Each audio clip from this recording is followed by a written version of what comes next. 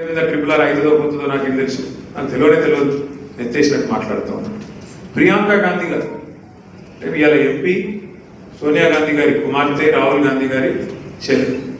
ఆమె కూడా చెప్పింది కదా ఇక్కడికి వచ్చి, వాళ్ళు వీళ్ళు కాదు, ఇలా కేంద్రంలో ఒక ముఖ్యమైన బాధ్యతలో ఉన్నవాళ్ళు, రాష్ట్రంలో ఉండే కాంగ్రెస్ పార్టీకి అధినాయకులుగా ఉండేవాళ్ళు, ఆమె కూడా చెప్పింది కదా, మేము అవతలకి తీసుకుపోతాం, 40 కిలోమీటర్లు అవతలు తీసుకుపోతాం, అంతా ఒకటే పద్ధతిలో చేస్తాం, శాస్త్రీయంగా చేస్తాం అని చెప్పింది. ఆ మాటలన్నీ నమ్మి మీరు భువనగిరిలో గెలిపించారు, మునుగోడులో గెలిపించారు, మొత్తం నల్గొండ జిల్లా అంతా కూడా గెలిపించినారు, ఇంకా చాలా చోట్ల కూడా గెలిపించినారు. దాని దయతోనే, మీ దయతోనే ఇలా కాంగ్రెస్ గద్దెనెక్కింది, అధికారంలో కూర్చుంది. వాస్తవం, మీరందరూ నల్గొండ జిల్లాలో గుద్దితే మా అధికారం పోయింది, కాంగ్రెస్ వాళ్ళకి అధికారం వచ్చింది. ఇది వాస్తవం.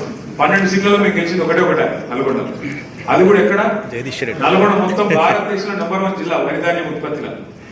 కేసీఆర్ ఏమో మీకు గుట్ట మంచిగా చేసి మంచిగా మెడికల్ కాలేజ్ నల్లగొండలోటి, సూర్యాపేటలోటి, యాదాద్రిలోటి 3 మెడికల్ కాలేజీలు, 3 కలెక్టర్లేట్లు పెట్టి, నల్గొండకు పోయే తిప్పలు లేకుండా మీకు భువనగిరిలోనే కలెక్టరేట్ పెట్టి, కూర్చున్న కాడికి సలగదలకుండా మంచిగా అన్ని ఏర్పాటు చేసి, ఆఖరికి మెగా విద్యుత్ ఉత్పత్తి కేంద్రం దామరచర్లలో మొత్తం తెలంగాణ నెంబర్ 1, తెలంగాణ దక్షిణ భారతదేశంలోనే అతిపెద్ద విద్యుత్ ఉత్పత్తి కేంద్రం పెట్టి, వరి ధాన్యం ఉత్పత్తిలో నెంబర్ 1 చేసి, నీళ్లు కోదాడ, సూర్యాపేట, తుంగతుర్తి ఎన్నడూ జీవితంలో టేలెంట్ అంటే అక్కడికి రాగానే పోతుంది నీళ్లు.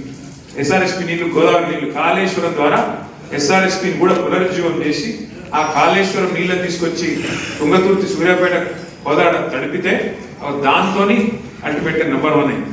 గంధమల్ల, ఒక బస్వాపూర్, ఇవన్నీ కూడా బాగా చేసి మీకోసం శివన్నగూడెం, చెర్లగూడెం ఒకటి కాదు, కేసీఆర్ చేసింది ఏదో ఒక్కసారి మననం చేసుకోవడం.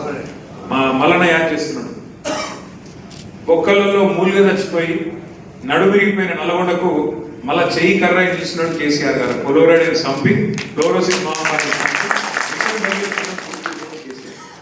ఇవన్నీ జరిగినా కూడా మీరు ఎక్కడ ఆందోళన పడ్డారు?